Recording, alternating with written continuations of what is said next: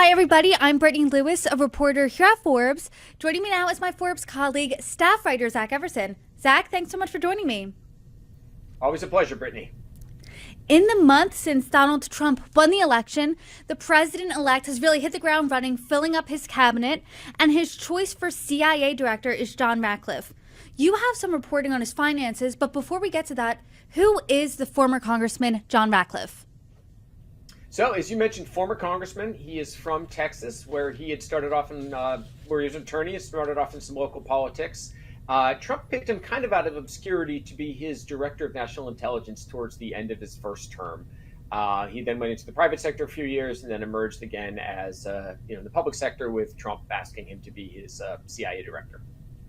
And I want to read the headline of your reporting.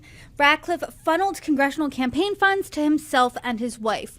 So first, let's start with his wife. How did she get the money and how much did she make? Walk us through it.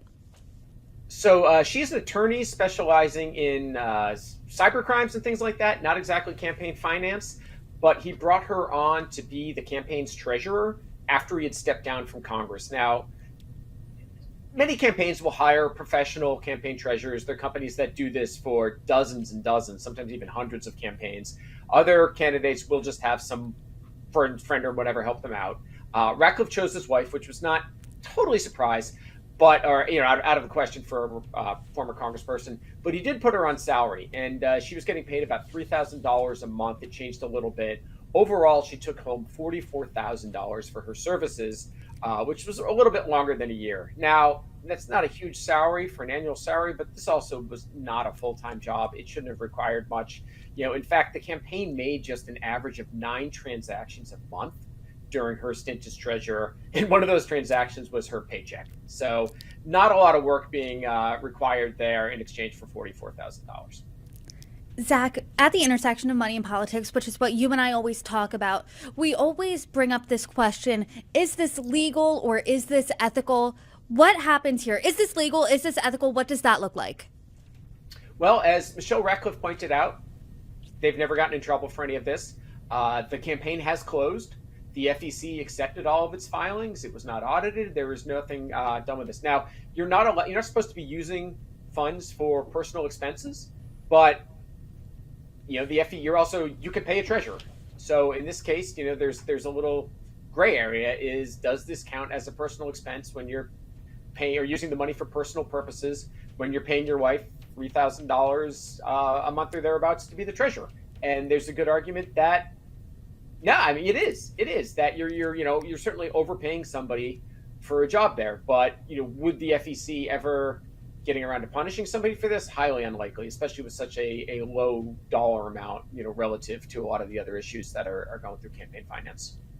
So now let's set our sights on John Ratcliffe. You would lay out 2 separate ways that he funneled money to himself. Let's look at the first one. Start with his consulting.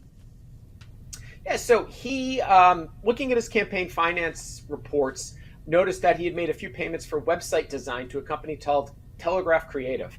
And it seemed really strange that a congressman an ex-congressman out of office, not running again, would be redoing his website. So did a little poking around. This was a fun one. Ended up kind of going through some back-end servers, talking to some people who were pretty tech savvy to nail it down. But it turned out that Telegraph Creative was actually building Ratcliffe's personal website, a website advertising his private sector services as a consultant. So pretty clear-cut case here of him using what totaled to be about $11,000 of campaign money on a website to help him profit personally, which would be a violation of campaign finance rules. Again, his wife/treasurer pointed out they never got in trouble for any of this, and she also said that everything was done above board. So a second way that he was able to funnel money through himself was through the Supreme Court's 2022 ruling in the case FEC versus Ted Cruz for Senate, a fellow Texas Republican. How is this possible? Lay out the case for us.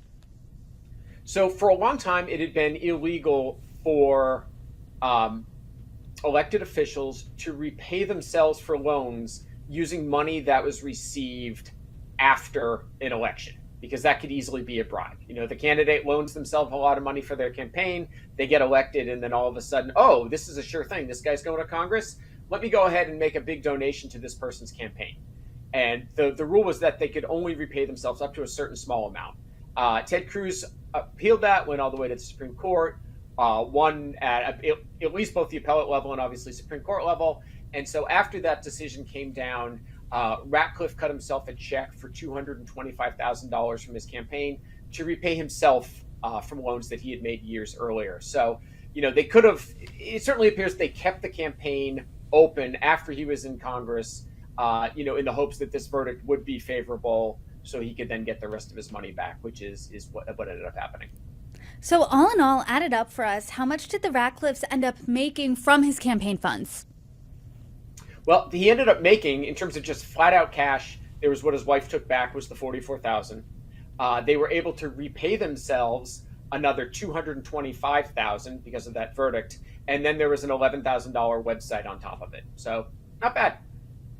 And in your piece, you insinuated that Ratcliffe is taking a page out of the Trump playbook. How so?